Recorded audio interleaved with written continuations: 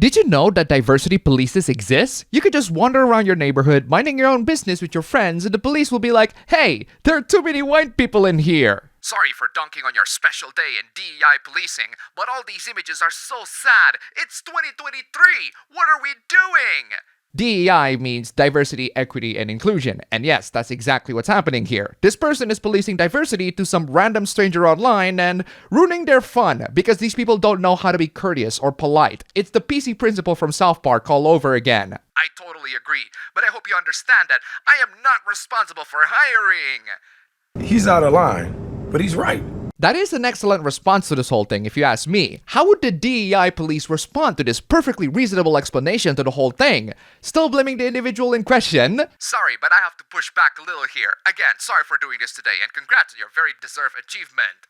No, you are not sorry. Very clearly, you are not. So just drop the freaking pretense and give people some freaking dignity. When it comes to culture and change, everyone is responsible or culpable if something is so alarmingly wrong. Alarmingly wrong? Which part of this whole ordeal is alarmingly wrong? I guess you, being a DEI officer, you're gonna have to look at every single thing that's white and be like, oh no, something is wrong with that. And the guy over here is the employee. He's not responsible whatsoever on how diverse the team that he's in. So how is he responsible through this whole affair again? How do I, someone with no hiring power or just a researcher, do better? Well, maybe start with asking the question when you are in a meeting or off-site or grouping that's lack of diversity. What happened? So basically, do what you're doing right now. Yeah, that won't get you reported to the HR at all. That won't get you fired because you just implied that the HR is a bigot, you absolute mongrel. Feeling at least a bit embarrassed when posting pics like this. What is there to be embarrassed about? The HR's failure of not hiring people that are as diverse as your standards are not the employees' other responsibilities. You as an outsider can say all of this because you are not under the heels and boots of the freaking HR department. If you are, then you probably won't throw out your mouth like this. And that's the first out of the many short mini hooplas that I got for you today. But I can assure you, they are juicy, ladies and gentlemen. If you want to see more, then check out the ABB Show channel, link down below, go subscribe. And as always, this video is brought to you by these absolutely wonderful people. You guys are fantastic. If you want to see your names among these legends, then check out the links down below. Just $1 and you have helped this channel immensely. Seriously, thank you so much. And now, let's get to the next hooplas.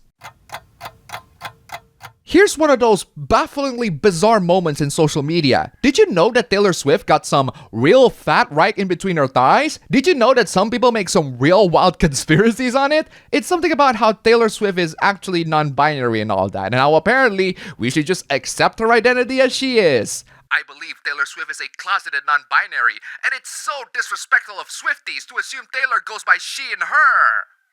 Ah, yes, let's totally misgender someone who has never been established to be non-binary, because my messed up real-life headcanon has to be fulfilled somehow. Address Taylor as they, them. Taylor has never confirmed their pronouns are she, her.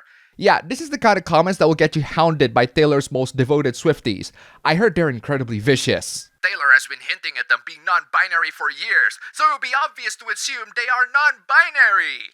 I think you're confusing Taylor Swift with Sam Smith, who is actually non-binary. Make Taylor feel welcome to the community filled with love. That is unless you subscribe to the idea that Taylor Swift is not, non-binary. In that case, you're a heathen to the community. Make them feel like they belong, because most of us know how hard it can be to not feel welcomed.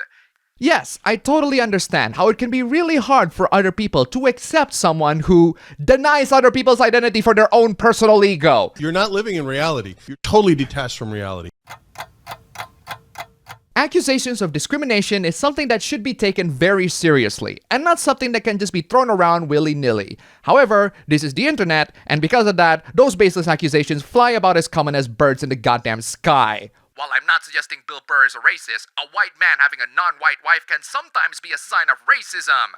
That is about as much a sign of racism as the kind of suit he was wearing. You shouldn't assume someone isn't racist just because they own a minority sex servant.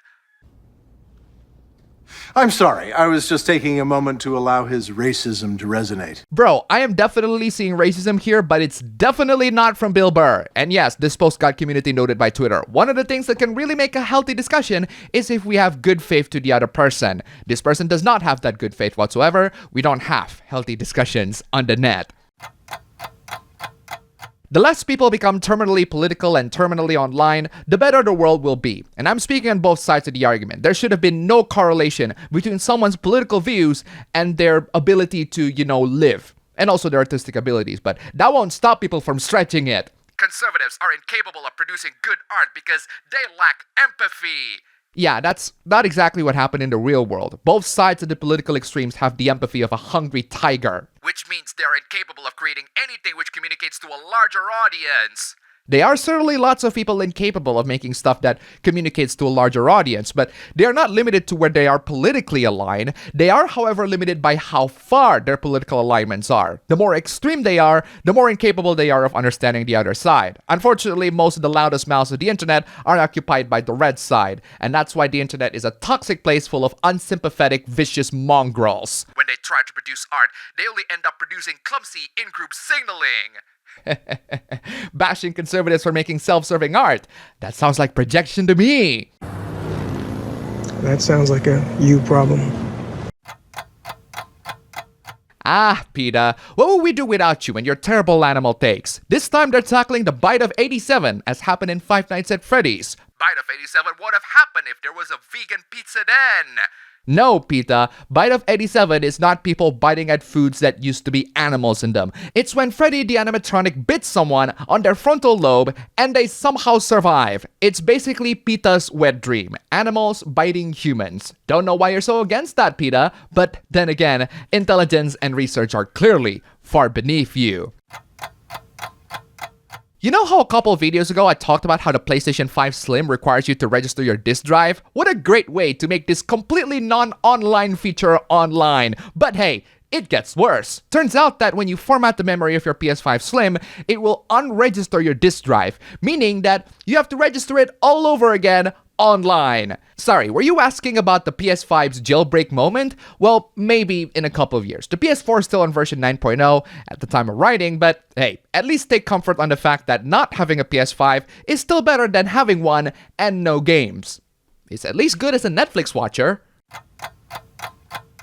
Diablo 4 isn't even the highlights of this year's video games, but you know Activision Blizzard and their relationship with mobile games. They're always gonna push the boundaries of absolute stupidity, especially with their amazing $65 horse. If that's a micropayment, then my dick is comfortably petite. Oh, by the way, rest in peace, Zero Punctuation. Yahtzee's back on another channel called Second Win, with his new show, Fully Ramblomatic, starting right now. Go subscribe to that instead.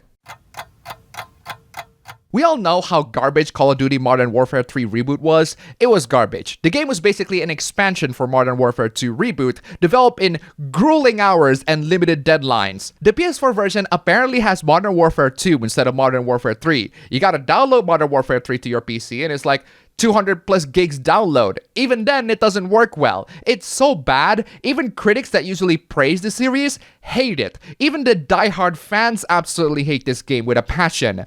But maybe they should vent their hate into the correct version of the game. I didn't know that Call of Duty Zoomers exist to the point where they genuinely forgot that there was another Modern Warfare 3 released in 2011. So instead of review bombing the correct Modern Warfare 3 of 2023, they review bombed the wrong Call of Duty game that was released 12 years ago. Moral of the story, remakes are confusing and pointless, but some remakes are more confusing and pointless than others. And that's all for the Shorts collection today. I will definitely be uploading these separately. Do you like the Shorts collection? Then check out the APB Show channel, link down below, go subscribe, where you can get more and more Hooplas live, with swearing and all of that, timestamped for your viewing pleasure. Seriously, thank you so much, and I will see you all next time.